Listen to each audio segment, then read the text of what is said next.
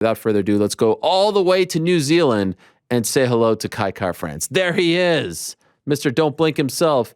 How are you, sir? I'm very good. How are you, Ariel? I'm doing great. Congratulations. How's the jet lag treating you? No, we're good now.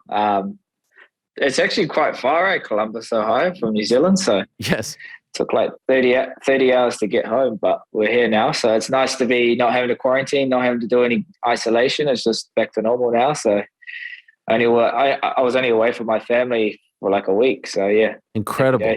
Isn't that amazing? So you had to do nothing. It was just like the old days 2.5 years ago. You just fly, go back, nothing in between, no lottery, no nothing.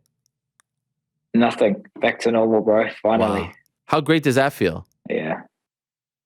Just the peace of mind you have on fight week, knowing that, okay, I can see my family like the day after the fight, and we can celebrate the win, celebrate my birthday. And yeah, it's just even playing field now. For 2 years, New Zealand and Australia had to do this, That's why I think we were so much more hungry, because it's like when we had to go travel and fight, it's like we had to sacrifice so much. Right. And now we're back to normal fight camps, normal travel to get to these fights, and just less stressful. So in retrospect, a lot of, you were a big underdog going into this fight. There was a lot at stake. He's undefeated. Can you tell us how confident you were? Like, everyone says they're confident going to a fight, but now in retrospect, the fight is over. You won, so there's no shame in either way. Wednesday, Thursday, Friday, how confident are you feeling going into this guy who no one wanted to fight, who was looking really tough going into this fight? Man, I welcomed it. I was saying it all fight week. I was like, I want the best version of this guy. I want the best Ashka, because I don't want any excuses. After I get past this guy, I'm going to be the fight everyone wants.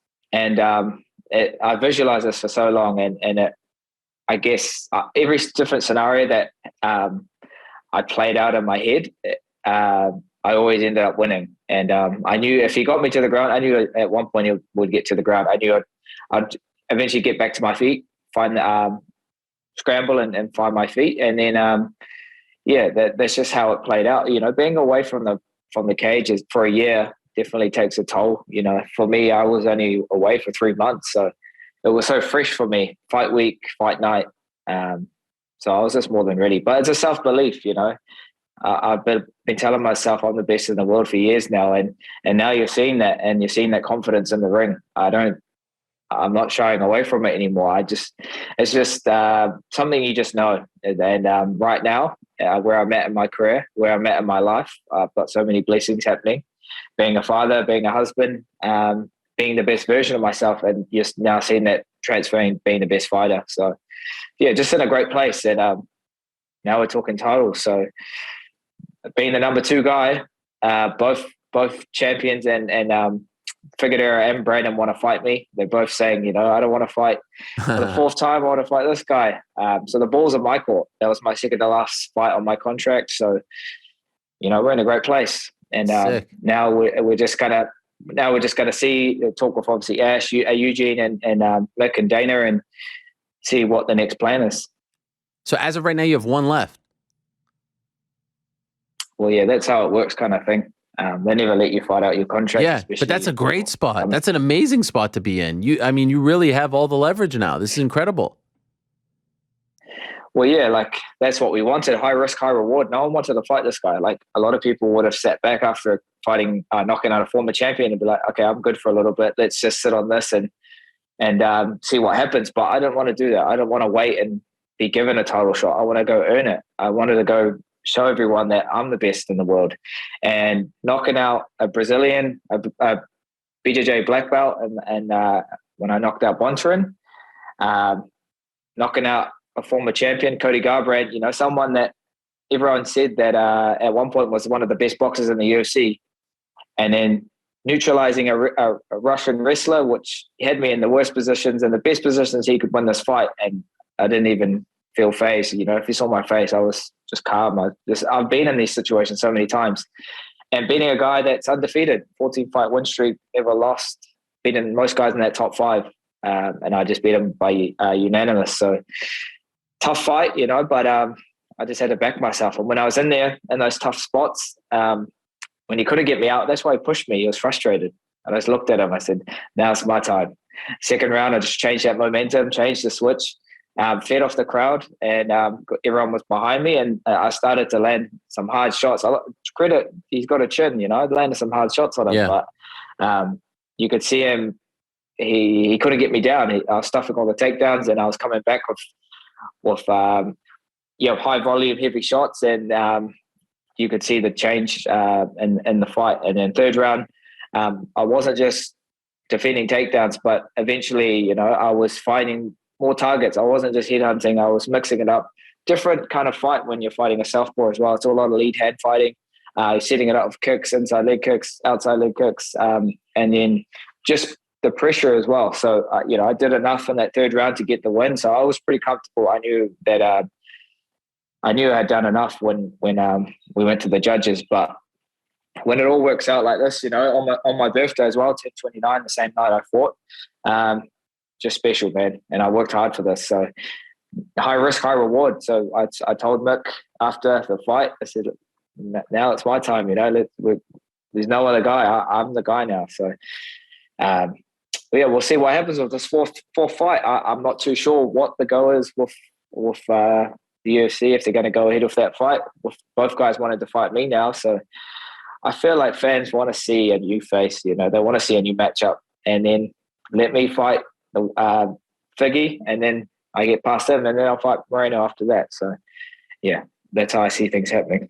By the way, happy birthday to you. I can't imagine you ever forgetting that birthday weekend, one to remember forever. One last thing on the fight, and obviously we'll get to what's next.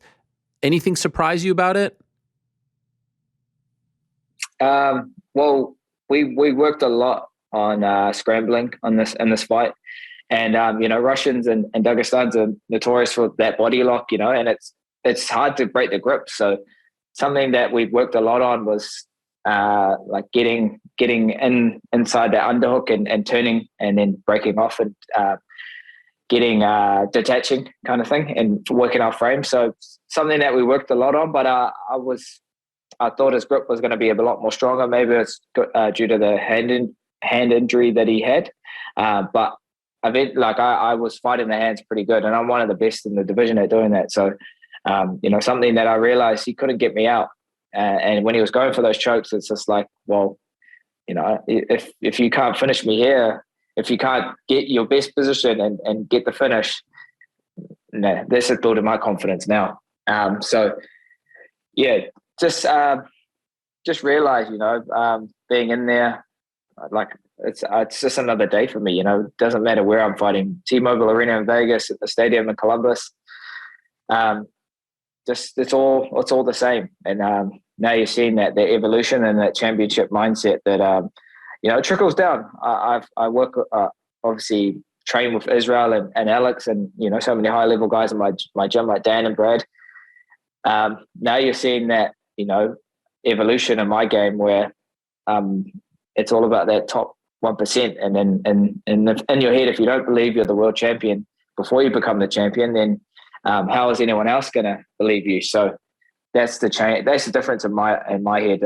I'm actually believing it, and I'm just backing myself, and I know I'm the best in the world, and now it's my time. So yeah, like we said before, we're in a great place, and now we're just talking titles.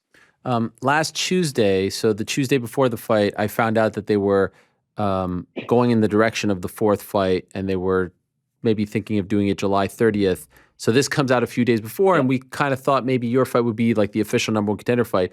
I'm curious, did you see that stuff when it came out about the fourth fight? And at first, did it kind of like bum you out and you have to say, like, I'm going to ignore this? Did it feel like the stakes were weakened a little bit because you found out that they were going in that direction, at least as of last week?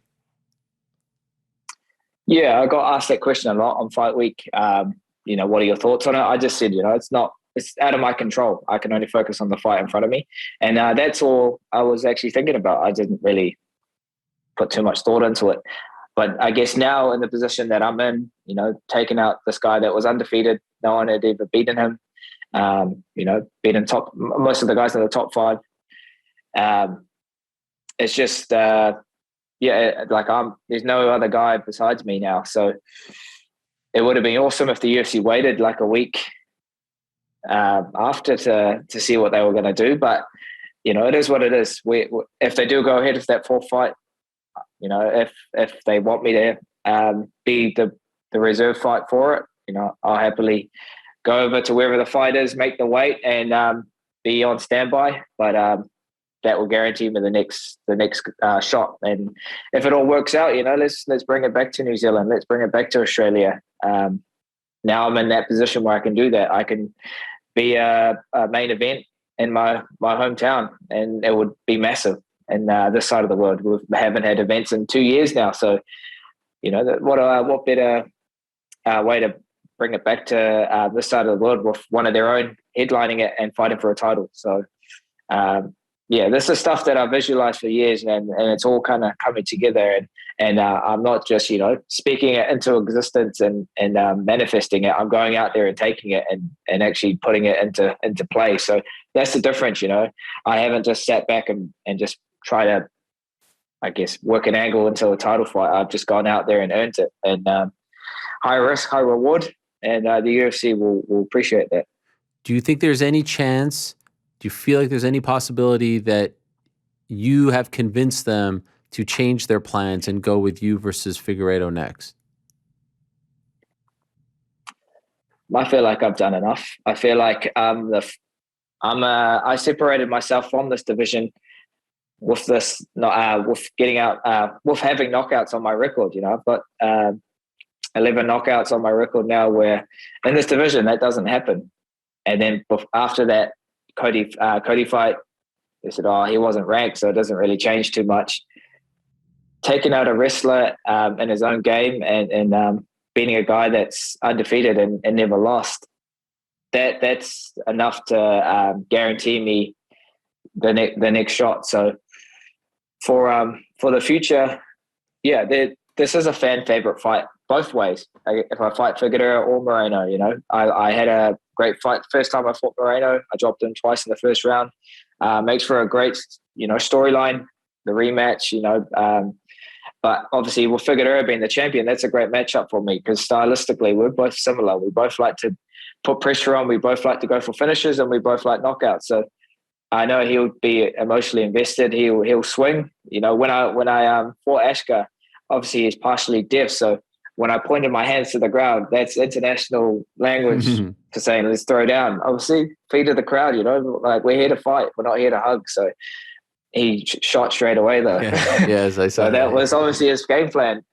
His coaches were saying, we don't want to get into a fight. We want to stick to what we're doing. It's like, man, this is mixed martial arts. If you're not here to fight, what are you doing? Like, you're just trying to get the win? No, I'm trying to hurt you. I'm trying to be exciting. I'm trying to get people to be excited to watch me fight, and that's why Columbus warmed to me. I've never been there. I don't know where it is on a map, but I'm here putting on a show, and everyone was behind me because I'm here to fight, and I'm here to be exciting. So I feel like that would be a great matchup against Figueiredo. Both exciting fighters, both guys that bad intentions when we throw, and I'll meet him in the middle, and I'll be right in his face, throwing hard punches and going for those finishes. So it's a great fight, and I think Izzy's trying to get on that card in July. I don't think it's confirmed yet, but it's a possibility on International Fight Week. So, man, what a storyteller will that be?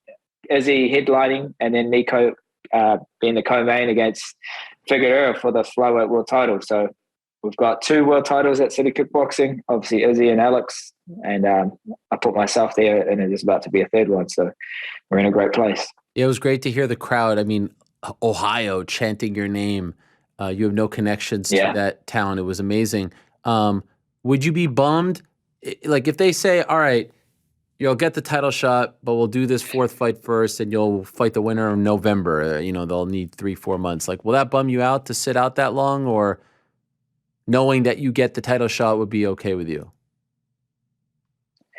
If they can guarantee me the title, then it is what it is. I'll happily wait my turn if that's the case. But like I said, I'm young. I've got no injuries from that fight. I could fight again this weekend, And the UFC like that. They like if you want to fight, but I'm ultimately in the UFC to be the world champion. So if it ain't for the title, that's what I want. And if they say, okay, be the reserve fighter, make the weight, and then you'll be the next guy, then I'll happily do that as well.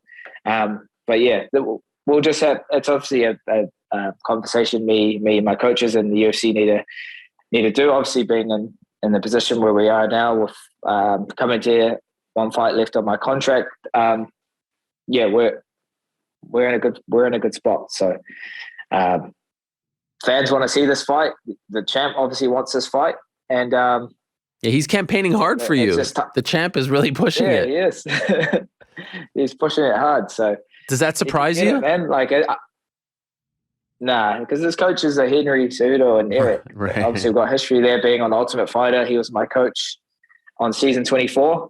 So I know them, and they obviously felt disrespected by Izzy when Izzy knocked out Costa, and there's a bit of, I get back and forth and a bit of beef there. So they keep saying, okay, if we accept this fight against Kai, against Figgy, we want Izzy to be in the corner to, I guess, I don't know, try and make a statement in that. But if he's fighting the same night as the main event, obviously that won't be happening. But yeah, I would love to get a knockout in front of, knock Figgy out right in front of Henry Cejudo and let him know that, that shy young boy that you coached on The Ultimate Fighter ain't the same anymore. I'm all grown up now. I'm matured. I'm experienced, and I'm a seasoned veteran now. So it's a whole different ballpark. By the way, speaking of that, if someone would have told you the night you lost to Brandon Royval less than 2 years ago, right? Year and a half ago. Yeah. That it would turn out like this, 3 in a row, win over the undefeated guy, cusp of a title shot this quickly. Would you have believed them that night? Well, there was a switch that happened that night. When I was rocked from that elbow. I smelt blood. I went for the finish, and then I got caught as I did that. And then when he ended up actually getting the submission, I was on autopilot. I was still rocked. I was still dazed from the elbow. So, full credit to Royval. He got the job done. He was a better fighter that night. But after that, I just had just this fire in me. It's like I'd never want to feel this again. Like, I put so much into that camp and just go over the fight island and put so much into it and come up short like that. I was just like, nah, this ain't happening again. I need to put everything I can into these camps, and I need to do something about my mental as well. Turn this narrative around, and it's that positive self-talk. I feel like you got to. That's how you get yourself out of those slumps and out of those bad spots and turn something negative into something positive. So I just use it as fuel, and obviously working with sports psychologists and breathing coaches and so many elite coaches and great fighters around me. You can pull and pick their brains, and yeah, definitely, like, it's something that I've worked on. It hasn't just happened overnight and just fell into a 3-fight win streak. It's like I've had to pick myself up, dust myself off, and just get back in there, and keep telling myself I'm the best in the world. Even though I lost that night, I knew I was the best in the world, and we got fight of the night. We got a fight of the night bonus, and that I'm not here to just get bonuses and put on exciting fights. I'm here to be the world champion. So I just had to make some adjustments, and we've been doing that. I've made sure that I've been staying in the gym, evolving, not just sticking to, stuff that I'm already good at. I've put myself in bad positions and, really try to fix holes in my game. And over time that's happened. And now you're seeing just a combination of everything. I really, in these 10-week fight camps that we have, I really do everything I can. We train 7 days a week, 3 times a day, working with, the best guys in the world, the best coaches and the best team. And I just put so much into this. So when it's fight week, there's no doubt in my mind. It's like I've done everything I can, everything possible. So now it's the fun part. I don't have to worry about, am I going to gas? Is my if I going to have enough energy in this fight? Am I going to be sharp enough? Is my wrestling going to be enough to defend this guy's takedowns? There's no doubt that all of this is going to work out. So when I'm in there, it's just like I'm so ready for whatever is to come. And that's why I feel like it's a momentum thing and it's timing, and all of this is aligning right now. and that's what you're seeing in the cage is championship material. By the way, if they do in fact go with the fourth fight, do you have a preference? And they say you're getting next, no doubt about it. There's no one else. I mean, it seems like there's just two scenarios. Either you convince them to fight Figgy next, or they'll do Figgy Moreno and then you fight the winner. I can't imagine them doing anything else. Do you have a preference as to who you fight for the belt? Who wins that fourth fight and meets you? Ooh, bro, like both fights are great fights for me. But I would love to fight Figueiredo. I don't know. I just the way he amps up the fight, obviously, and just his style. People really think he's this god of war, but I want to show him that there's levels to this, and there's a new god of war in town, and that's me. And I want to be in his face, and I want to put it on him. I want to test him. I want to showcase that there's levels to this, and I feel like I can put him away. So it'll be a great fight.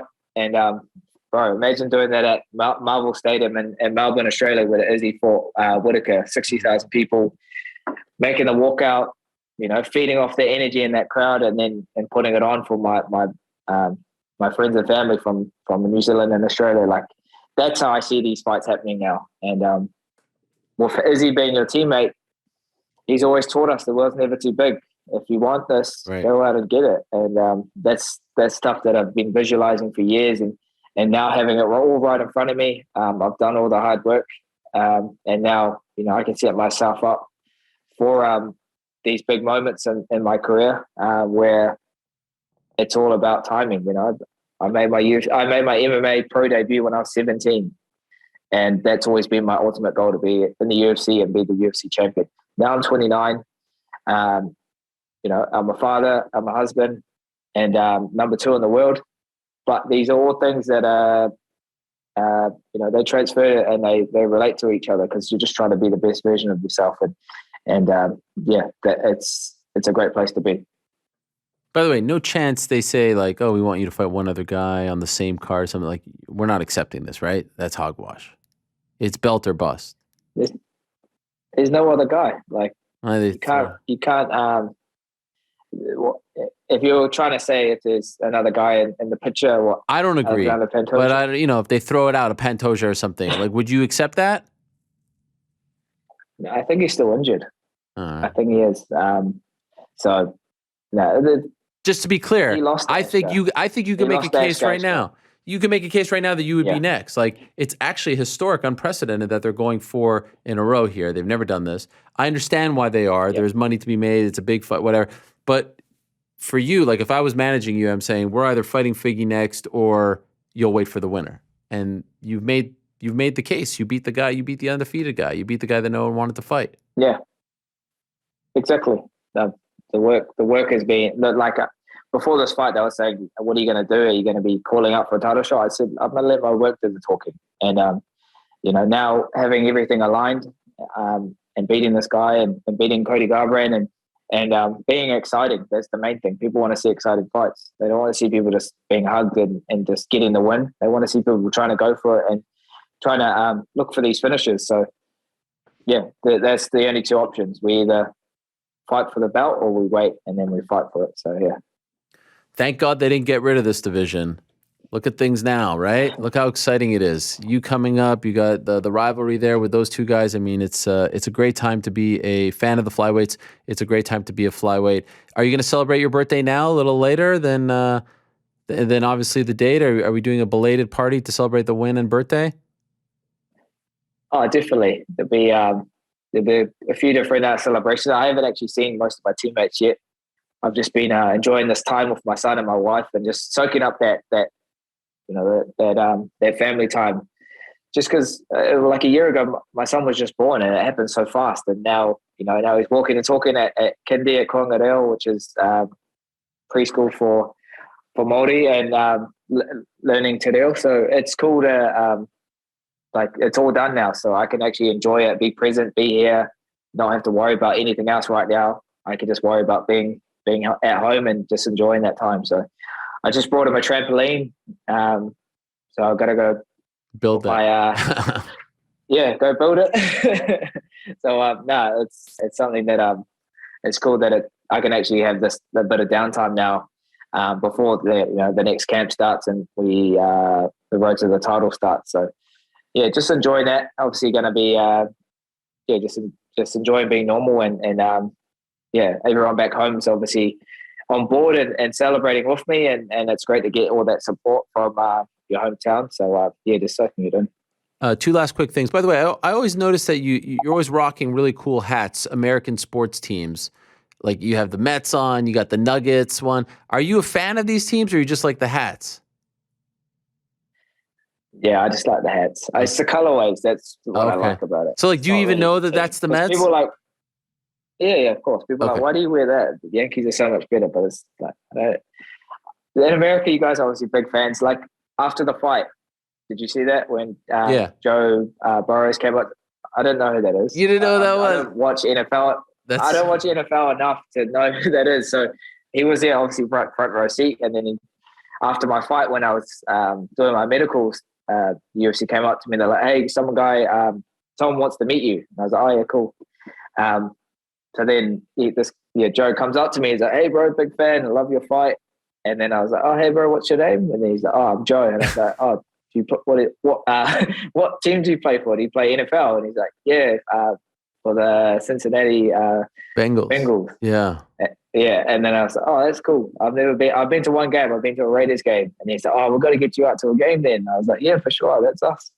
But like, it was just so like organic because it's like, I just finished the big win, obviously. And I don't watch NFL that much because it's not big in my country. Sure. Rugby is our main sport. So it's just cool to kind of, meet all these guys, but not have any expectations or I actually think they might appreciate it because like everyone knows who they are. So I think it actually kind of humbles them that they meet an athlete who has no idea. They think that they're, kings of the world. And you're like, yeah, who are you, bud? Oh yeah, you went to the Super Bowl this past year? Big deal. I'm not very impressed. That was amazing. I love that. Yeah. So also loved how emotional you were afterwards. Man, to see that emotion was really incredible. I would imagine like just you put so much into that fight. Like to see you openly crying on the way out was pretty damn incredible to see. Yeah, it's just obviously a lot of things you put to the side and you don't actually feel it because you just have so many things to prioritize. But when I was walking back, I was just thinking about my son, thinking about my wife, and then obviously remembering it's my birthday. I didn't even think about that until after the fight. It just made me think about the journey that I've been on, and then just hit me. It's just like, man, like I'm so proud of myself for just no excuses, just turning up and just getting it done. And I was just like, yeah, it was just a special moment. I was just walking out, just thinking about just everything really. And then I hate it because I always get a bit of a croaky voice, and then I can't talk after. But yeah, just great special moments that that's what I live for. I love the sport. I love representing my people and obviously providing for my family and I'm just in a great place in my life. I've got so many good things happening, but it's stuff that I've manifested. I've got a goals book that I look at when I'm in my sauna chalkboard, and I had that on my chalkboard straight away when this fight got announced. March 26th, my birthday, win. And then the next on that goals list is win the UFC Flyweight World Champion, and just slowly ticking things off. And I've always been like that. I've always been on a big guy on writing lists, daily list, weekly, monthly, yearly. So, that's how I kind of operate. That's how I get things done, is just slowly tick things off. And eventually it's the bigger picture that you eventually can tick off. So, this hasn't happened by accident. This isn't stuff that's just, I'm falling into. It's stuff that there's a system that I'm following and it's obviously working. So we're not stopping anytime soon. Yeah. And on top of that, a lot of people didn't believe in you. You were a huge underdog. A lot of people counted you out, bet against you, but not on this show, Kai. Our producer, GC, one of your biggest fans. Yeah. GC, tell him, what did you bet? What did you bet last week? Tell him. We took Kai Kara France plus 300. Plus 300. GC put his actual hard-earned money on the line, and said, if you win, what are you going to do, GC? What did you say you were going to do? The Engage ID shirts. I said I'd buy a shirt. I bought a shirt. So shout out to you, brother. Congrats. Bought your Title shirt. shot up Nice. next. I appreciate it, bro. Thank you for the support, bro. Of course, man. GC's been hyping you up. He said that the line was crazy. He didn't even flinch, didn't blink, put the money on, Put was some freaking respect out. on it, eh? Put some respect on it. That's right. But that's the story of my life, though. Just being the underdog. Like, people, or if you follow my journey, people know that I started the sport because I used to get bullied. I used to be the smallest and vulnerable, shy kid in class that I guess I was timid, and people saw that as a target. So, like, at one point, I didn't go back to high school because I was getting beaten up every day. And I was about 12, 13, and that's why I walked into a gym and to get more, I guess, confidence in myself and to learn, obviously, some self-defense. And I just stuck at it. It wasn't for anyone else. I wasn't in the gym, to get attention or to, look at this guy, he's a fighter now. It's like I did it for myself because the personal growth that I was getting from it, that's what I fell in love with. And then eventually, I just stuck at it, and then had my first pro fight when I was 17. I only had 2 amateur fights, but there was no one else to fight. So I was just like either sink or swim. And I won by head kick knockout. And then the next day I had my exams in high school. So I was fighting grown men, but I was just a young boy. And then just stuck at it, bro. Like, that's the thing about this fight game. It's not the guys that are, the best in the gym or the most aggressive or the most violent. It's the guys that stick to this and eventually find their feet. Even after losses, still come back to the gym, still get better, and eventually it all works. It all will work out, but you got to just ride it out.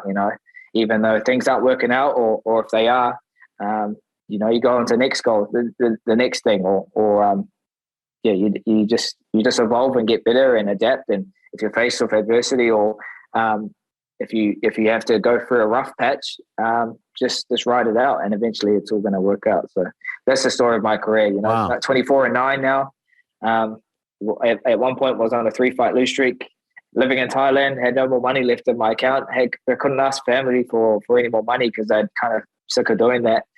And then that's when I dropped down to flyweight and turned it all around. 9-second knockout, 12-second knockout. I ended up getting 5 first-round knockouts all in 1 year. So that's how you can turn something around, by just sticking to it and I guess, backing yourself. What a story, man. Thank you for sharing that. I didn't know about the bullying as well. It was that bad that you couldn't go back to school? Yeah, I didn't go for a week. Wow. I obviously had all these bruises on me and just... What? Yeah, it was in a tough spot, man. Beating you up? I remember getting full Nelson in the bathroom, and then just the bullies body shotting me and dropped me in the bathroom. Yeah, man, this was just like a normal thing. For what reason? Just because you were a small guy? Just because I was small, and they thought, let's beat this guy up. He's looks vulnerable, obviously easy target, and then they've obviously got a lot of insecurities and shit happening on in their life. But crazy story. I actually bumped into one of my bullies, like not even 4 or 5 months ago. I was just at like a takeaway spot close to my house, and then this guy comes up to me and he's like, "Hey Kai," and I was like, "Oh, hey bro, do I know you?" And then he was like, "Yeah, it's me." I won't say his name, but he's like, "Yeah, it's me. We went to high school together." I was like, "Oh shit, I don't recognize you at all," because obviously that was more than 10 years ago. And he's a tradie now, different life. But he was like, "Oh, I've been following your journey, bro. Big fan." And I was just in my head, I'm just like, "Bro, I should give you a hiding right now. I should knock his ass out." But then I was like, I should probably thank you because you're the reason why I started this. And here we are now. Like, life works out, and I'm one of the best fighters in the world now because of you. Man, I'm sure there's a lot of kids out there hearing this story who are going through what you went through, who can't even imagine the story playing out like that, and you have just given them a lot of inspiration. That is amazing. Those dudes must feel like such crap now. And yeah, you're right. You should thank them because they did turn your life around, but no one deserves that. And I'm sorry you went through that, man. That's horrible. No, I appreciate it. Yeah, like I'm glad I had, that mental toughness to kind of push through. But, you can see how people get caught in that spiral and do silly things. It's definitely isolating when you feel like that and you feel so vulnerable. But martial arts is such a great tool. And that's something I'm going to teach my son, straight away, get him on the mat when he's older, and teach him jiu-jitsu, because that's life lessons, being on the mat, learning how to problem solve, learning how to face adversity, learning how to, discipline, all these, core essence of martial arts. And that's lifelong, that this will be, even if he doesn't want to do fighting, he'll still have that, those attributes that he would have learned from the sport. So, if I have any advice for parents out there, get your kids into martial arts, start them in jiu-jitsu, obviously not being as violent, because you're neutralizing and you're using your body for self-defense. That's the best sport to get into. And obviously if they want to progress into it, get into kickboxing, boxing, wrestling. But yeah, that's the best advice I can get for parents or for kids that are facing, tough times. Walk into the gym. You're going to find so many amazing people, and you're going to meet so many amazing people, and they're there for the right reasons. They're there to better their lives and better themselves. So, that's the story that I try to inspire. Coming from that kind of vulnerable state that I felt. I hated that, but then using martial arts as a tool to help me develop as a young man and see where it can take you. Now one of the best fighters in the world. So living proof, man. Man, much respect to you. Thank you for sharing that. We're big fans of you here, how you fight, how you represent your country, your story. I hope you get that title shot very soon, my friend. Thank you for doing this in the morning over there. I hate asking you guys, you, Alex, Izzy, Dan. I always feel bad asking you guys to come on so early, but you always say yes, so I appreciate it very much. Congratulations, happy birthday, and and by the way, congrats on the new contract that you're probably going to get as well. So I hope that they take care of you over there. No, I appreciate it, Ariel. Always, appreciate your time, and yeah, definitely jump on the hype train if you're not on already. Yeah. I feel like it's going full force at this point. Sometime this year, you are fighting for that belt. I would be shocked if that doesn't happen. So good luck to you, my friend, and we'll talk to you soon. I appreciate it. Thank you, brother. All right. Talk soon. Yes, sir. There he is, Kaikar France. Wow, what a guy.